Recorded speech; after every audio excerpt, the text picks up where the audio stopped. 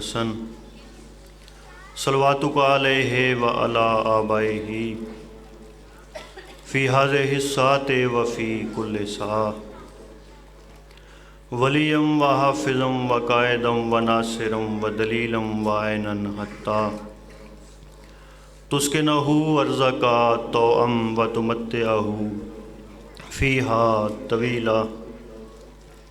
السلام علیکہ یا صاحب العصر والزمان والسلام علیکہ یا شریک القرآن۔ صلوات پڑھیے بلند آواز۔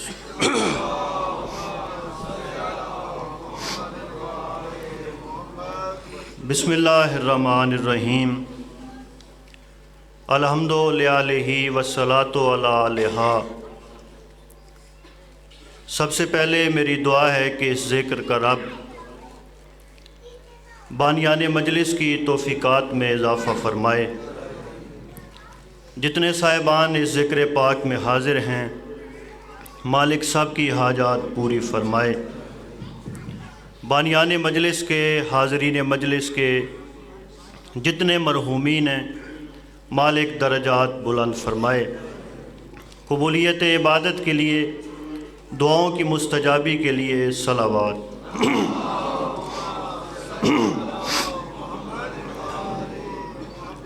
حاضرین محترم، موالیان ولی حق، عزاداران محسن انسانیت، آج کی مجلس کا عنوان بتانے کی ضرورت نہیں ہے، سب کو معلوم ہے۔ عنوان وہ ہے جو مصدر طہارت ہے، عنوان وہ ہے جو حجتوں پر حجت ہے، عنوان وہ ہے جو صدر بزم کسا ہے، عنوان وہ ہے جس بی بی کی دہلیز اسلام کی چکی کے لیے بنیاد کا درجہ رکھتی ہے، عنوان وہ ہے جس بی بی نے اپنے کرم سے اس پوری کائنات کو عباس جیسا بیٹا عطا فرمایا ہے، عنوان وہ ہے جو سیدہ ہے، عنوان وہ ہے جو طیبہ ہے، عنوان وہ ہے جو طاہرہ ہے۔ اللہم صلی اللہ۔ عنوان وہ ہے جو محدثہ ہیں، عنوان وہ ہیں جو مبارکہ ہیں، عنوان وہ ہے جن کی چادر سے صداقت کا اظہار ہوا کرتا ہے۔ تو آج کی اس مجلس عزا کے لیے ایک آیت میرے پیش نظر ہے، کیونکہ بی بی پاک کا اسم ہے صدیقۃ الکبریٰ، تو میں ایک ایسی آیت مجیدہ پیش نظر رکھتا ہوں جس میں مالک سچ اختیار کرنے کا حکم دے رہا ہے۔ مالک فرما رہا ہے یا ایھا الذین آمنوا اتقوا اللہ، اے ایمان والو تقوی اختیار کرو، وَكُونُوا مَعَ الصَّادِقِينَ، اور سچوں کی معیت اختیار کرو۔ پہلے فرمایا تقوی اختیار کرو، اور تقوی بھی عام مسلمانوں کو اختیار کرنے کا حکم نہیں ہے، بلکہ فرمایا اے ایمان والو تقوی اختیار کرو۔ اس کا مطلب ہے اللہ ہر بندے سے بات نہیں کرتا، بات کرتا ہے ایمان والوں سے۔ جائیے 114 سورے ہیں قرآن کے، تلاوت کر کے دیکھیے۔ اللہ نے جہاں بھی عام بندوں سے بات کی تو کہا میرے حبیب ان سے فرما دیجئے، لیکن جب ایمان والوں سے بات کی تو کہا یا ایھا الذین آمنوا اتقوا اللہ۔ ایمان والوں سے بلا واسطہ بات کی، تو ایمان والے تلاش کرنا چاہیں تو ایمان کی وضاحت کے لیے طویل وقت درکار ہے۔ میں ایمان آپ کو مجسم حالت میں دکھا دیتا ہوں۔ جب بہت سے ایمان کے دعوے دار تھے اور ایک بڑا کافر سامنے آ گیا، ایمان والے ایسے بیٹھے جیسے سروں پر پرندے بیٹھے ہوں، سارے چپ کر کے بیٹھے رہے، لیکن جب کہا نا میرے سامنے آؤ، شہادت لینا چاہتے ہو تو آؤ، غازی بننا چاہتے ہو تو آؤ، ممبر کی عزت کی قسم سارے چپ کر کے بیٹھے رہے، لیکن وہی اٹھا جو اٹھے تو اللہ کا دین اٹھتا ہے۔ آیا ہے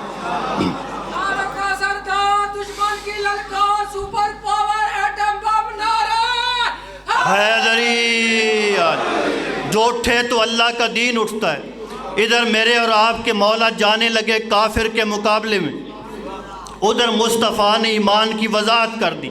سرکار نے سامنے بیٹھے ہوں کی طرف دیکھا اور مسکرا کے ایک لفظ کہا، او ایمان کے دعوے دارو، ایمان کا دعویٰ کرنے والو، ایمان وہ جا رہا ہے۔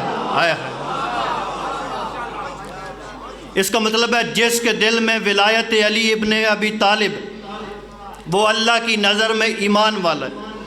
اللہ فرما رہے ہے علی والو تقوی اختیار کرو۔ اب تقوی ایسا موضوع ہے جس پہ اشرے پڑھے جا سکتے ہیں، اور اس کی وضاحت لوگوں نے کی، اللہ سے ڈرو۔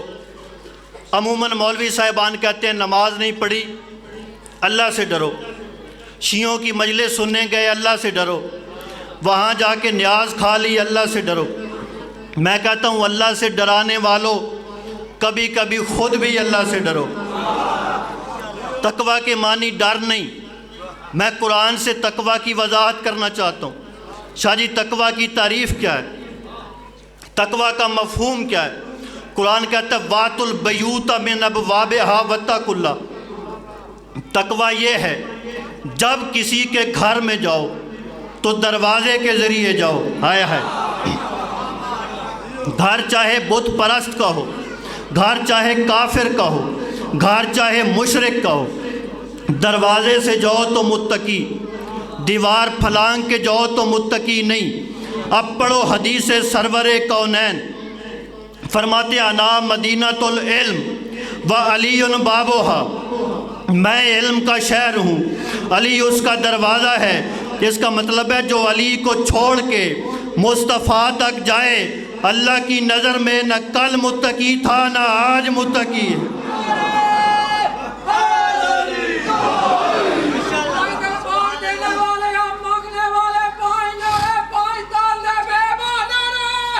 حیدری، مولا آپ کو سلامت رکھے، مولا سلامت۔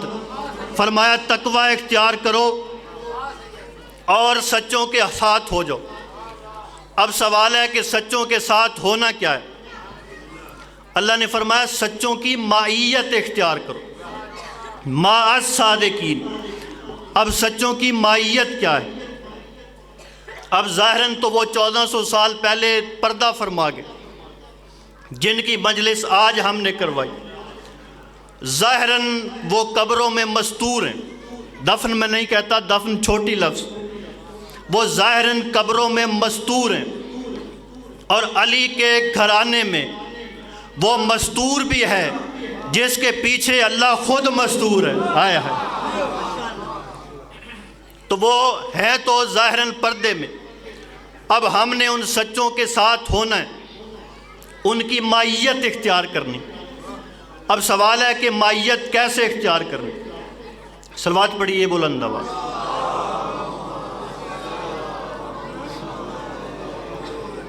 اور صلوات پڑھیے بلند آواز۔ بسم اللہ جناب۔ ذاکر صاحب تشریف لے، مولا زبان کلام میں مزید تاثیر عطا فرمائے۔ تو حکم ہے سچوں کی معیت اختیار کرو۔ اب سوال ہے کہ معیت کسے کہتے ہیں؟ تو معیت کی 3 قسمیں ہوتی ہیں۔ ایک ہوتی ہے معیت جسمانی، ایک ہے معیت زمانی، ایک ہوتی ہے معیت روحانی۔ اب میں اور آپ جسموں کے ساتھ مجلس اعضاء میں حاضر ہیں، یہ ہے معیت جسمانی۔ معیت زمانی کیا ہے؟ ہمارا بیٹھنے کا وقت ایک ہے، زمانہ ایک۔ لیکن معیت روحانی کیا ہے؟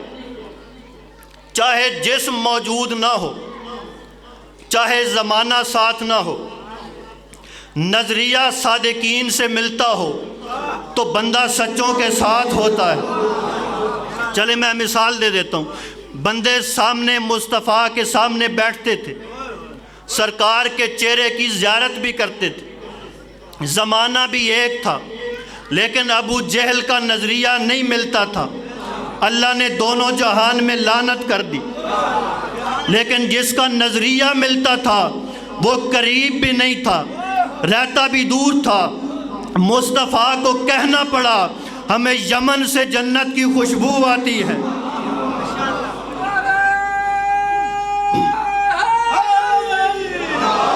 اس کا مطلب ہے جس کا نظریہ صادقین سے ملتا ہے وہ 1400 سال بعد بھی سچوں کے ساتھ۔ اور میں اس کا فرمان معصوم سے حوالہ دے دیتا ہوں۔ جب جنگ جمل فتح ہو گئی، ایک بندہ آیا مولا امیر المومنین کی خدمت میں، اللہم صلی علی محمد، آ کے میرے اور آپ کی آقا کو فتح کی مبارکباد پیش کی۔ اس کے بعد بندہ زاروں کی طرح رونے لگا۔ سرکار جانتے تھے لیکن ہم تک بات پہنچانے کے لیے مولا فرماتے ہیں مبارک کے بعد روتے کیوں؟ کہنے لگا سرکار مبارک آپ کی خوشی کی دی تھی، روتا ہوں اپنے بھائی کے لیے۔ سرکار نے فرمایا بھائی کے لیے کیوں روتے ہو؟ کہنے لگا سرکار کچھ عرصہ پہلے دنیا سے چلا گیا، اگر آج زندہ ہوتا جنگ جمل میں جاتا آپ کے دشمن سے لڑتا، کاش وہ زندہ ہوتا۔ جب کہنا زندہ ہوتا تو لڑتا، مولا فرماتے ہیں یہ تیرا خیال ہے، ہائے ہائے یہ تیرا نظریہ ہے۔ کہنے لگا سرکار پھر حقیقت کیا ہے؟ اب دیکھو بندہ سچوں کے ساتھ کیسے ہوتا ہے۔ مولا فرماتے ہیں صرف تیرے بھائی کی بات نہیں بلکہ وہ جو ابھی شکم مادر میں ہیں، وہ جو ابھی باپ کے صلب میں ہیں، میں نے انہیں بھی لڑتے دیکھا ہے جن کے دل میں میری ولایت موجود ہے۔ مل کے بولو حیدری۔ بس میں اسی پہ بیان کو سمیٹتا ہوں کیونکہ بھائی جان کو بھی سفر درپیش ہے۔ مالک ہمیں ہمیشہ صادقین کے ساتھ رہنے کی توفیق عطا فرمائے۔ یہ مجلس حسین وہ ذریعہ ہے جس میں بیٹھ کے ہم بتاتے ہیں کہ ہم مصطفیٰ کی بیٹی کے ساتھ ہیں۔ پڑھنے کے، سننے کے، مجلس کروانے کے آداب ہیں۔ ویسے شادی 62 آداب ہیں مجلس آداب میں بیٹھنے کے، اور اگر ان 62 آداب کو ایک جملے میں بیان کروں تو سب سے بڑا ادب ہے مجلس میں بیٹھنے کا کہ مجلس میں بیٹھ کے خیال رکھو کہ حسین کی ماں آپ کو دیکھ رہی ہیں۔ اب جن کی داڑیاں سفید ہو گئی مجلسیں خراب کرتے ہوئے، وہ کل حسین کی ماں کو کیا منہ دکھائیں گے؟ 2 جملے تکمیل عبادت کے لیے کہتا ہوں۔ پاک سیدہ کی شہادت کی مجلس ہے، شہادت میرا بھائی بعد میں آپ کو سنائے گا۔ میرا دل چاہتا ہے میں اس سیدہ کے مصائب پڑھوں جو 3.5 سال کا عصمت کا قرآن ہے۔ ہائے ہائے وہ بی بی جو قتل حسین کا چشم دید گواہ ہے، جو کہتے ہیں نا میں مجلس میں جاتا ہوں مجھے رونا نہیں آتا، اور آل محمد کو جو اپنے جیسا کہتے ہیں میں انہیں پیغام دے رہا ہوں۔ 1400 سال کی تاریخ میں حسین کی بیٹی کے علاوہ مجھے کوئی بچہ دکھاؤ جو 3.5 سال کا ہو کے 1400 میل پیدل چلا ہو۔ واحد شہزادی ہے جو حسین کے سینے کا تعویذ ہے۔ فرخ عباس شاہ جی آپ بڑے اچھے مصائب خان ہیں، آپ سے دعا لینے کے لیے مصائب کا ایک لفظ کہتا ہوں۔ جو کہتا ہے نا میں مجلس حسین میں جاتا ہوں مجھے رونا نہیں آتا، مصلی پہ بیٹھ کے عبادت کے لیے آپ کو ایک لفظ کہنا چاہتا ہوں۔ مصلی پہ بیٹھ کے ایک بار سوچنا، کیا 10 محرم سے پہلے شہزادی سکینہ نے کبھی خنجر چلتے دیکھا تھا؟ ہائے ہائے کیا 10 محرم سے پہلے بی بی نے کسی کا گلا کٹتے دیکھا تھا؟ شاہ جی اس سے بڑا مصائب میں کیا پڑھوں؟ 3.5 سال کی بیٹی نے پہلی بار دیکھا تو باپ کا گلا کٹتے دیکھا۔ یہ پاک شہزادی 10 محرم کا دن آ گیا۔ وہ خیمے جو 2 محرم کو عباس نے قرآن پڑھ کے لگائے تھے، وہ 10 محرم کو امت نے نماز پڑھ کے جلا دیے۔ عزادارو سادات کے خیام جل گئے۔ جلتے ہوئے خیموں کی راکھ پر علی کی بیٹیوں نے تیمم کر کے نماز پڑھی۔ نماز پڑھنے کے بعد دیکھا کوئی قافلے کی طرف آ رہا ہے۔ بی بی آواز دے کے کہتی ہے اماں فضا دیکھ کون اس وقت ہمارا مہمان بننا چاہتا ہے۔ آنے والی نے دست ادب کو جوڑ کے کہا میں کوئی اور نہیں ہور کی زوجہ ہوں۔ کس لیے آئی؟ کہا میں آپ کے لیے پانی لے کے آئی ہوں۔ عزادارو جب کہا نا میں پانی لے کے آئی ہوں، سیدہ آواز دے کے کہتی ہیں میرے سارے پیاسے چلے گئے۔ اس کے بعد ایک پانی کا جام بھرا، پانی کا جام بھرا۔ اب عزادارو آل محمد کا ایک دستور تھا، جب بھی کوئی تحفہ آتا تھا نا تو سب سے پہلے چھوٹوں کو دیا کرتے تھے۔ اس گھر میں چھوٹا ہے ہی کوئی نہیں، یہ تو میری آپ کی پہچان کے لیے ظاہراً چھوٹے بڑے ہیں۔ بی بی پاک نے ایک پانی کا جام بھرا، آواز دے کے کہتی ہیں سکینہ پانی پیو۔ 3.5 سال کے عصمت کے قرآن نے پورے جذبہ ایمان کے ساتھ کہا پھوپھی پہلے آپ پئیں۔ جب کہا نا پھوپھی پہلے آپ پئیں، بی بی فرماتی ہیں سکینہ ہمارے گھر کا دستور ہے، جب تحفہ آئے نا ہم سب سے پہلے چھوٹوں کو دیتے ہیں۔ اچھا ماں تحفہ پہلے چھوٹوں کو دیتے ہیں؟ ہاں سکینہ۔ عزادارو اب سکینہ نے پھوپھی سے جام لیا، ایک مقام پہ رکی نہیں، چلتی چلتی مقتل کی طرف جانے لگی۔ اب بی بی فرماتی اماں فضا سکینہ مقتل کی طرف چلی گئی، ذرا اٹھ کے دیکھیں سکینہ کہاں گئی۔ عزادارو اب بی بی فضا اٹھیں، خیام کی راکھ سے اٹھ کے دیکھا کہ سکینہ روتی ہوئی مقتل سے واپس آ رہی تھی۔ عزادارو روتی ہوئی سکینہ کو دیکھ کے فضا نے ایک لفظ کہا۔ بی بی آواز دے کہتی ہے سکینہ بیٹا پانی کا جام لے کے کہاں گئی تھی؟ بی بی آواز دے کے کہتی ہے ابھی پھوپھی نے کہا تھا پہلے تحفہ چھوٹوں کو دیتے ہیں، ایک مجھ سے چھوٹا ہے جو مقتل میں سو رہا ہے، میں اسے پانی پلانے گئی تھی۔ عزادارو بی بی آواز دے کہتی ہے سکینہ بتاؤ جسے پانی پلانے گئی تھی اسے پانی پلائی ہو؟ جب کہا نا جسے پانی پلانے گئی تھی اسے پانی پلائی ہو؟ سکینہ آواز دے کے کہتی ہے دادی میں اسے پانی کیسے پلاتی، میں جسے پانی پلانے گئی تھی اس کے ہونٹ کوئی کمینہ کاٹ گیا۔ اللہ لعنت اللہ بس عالم اللہ۔